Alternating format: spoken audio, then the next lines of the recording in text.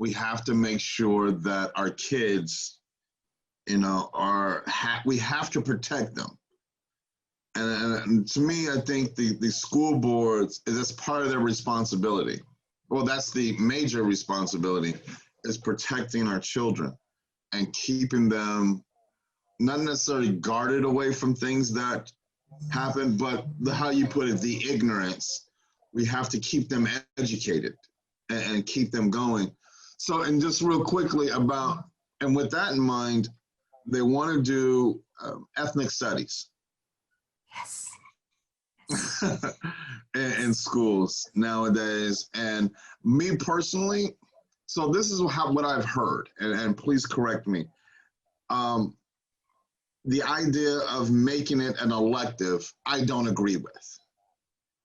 And one of the reasons why I don't agree, you can't have ethnic studies as an elective.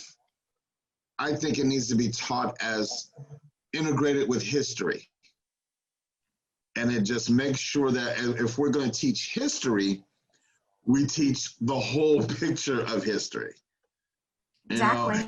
Because I remember because even with this, you know, when I was going to school, looking at history books, you had, you know, maybe a half of a chapter on Martin Luther King and the civil rights movement.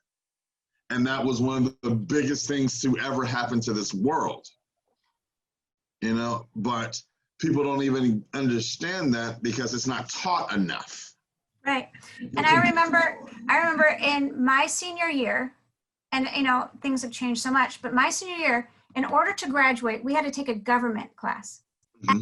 I remember, listen to this. This is so funny. So we had to take this test. All of us, they did this. It was like a blind test, and it asked your beliefs. And then at the end, they said what you were, Democrat, Republican, you know, they said what you were. Yeah. So there's two pieces to this. One is, if they're making us take a government class to understand history, then exactly, it's not just white history, it's complete history. For us to graduate, we had to take this class, okay? Yeah. We had to understand government. So if at that time in 1990, if they wanted us to understand government, to go out into the world, then I would think that they would also make sure that before the students go out into the world, that they are socialized and understand that now you're an adult.